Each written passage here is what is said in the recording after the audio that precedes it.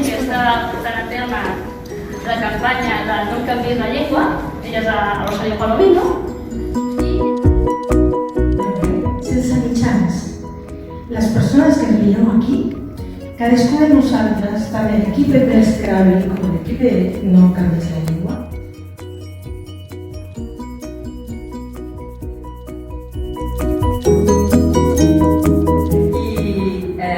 Ens vam conèixer amb la Rosario un dia parlant allò per Twitter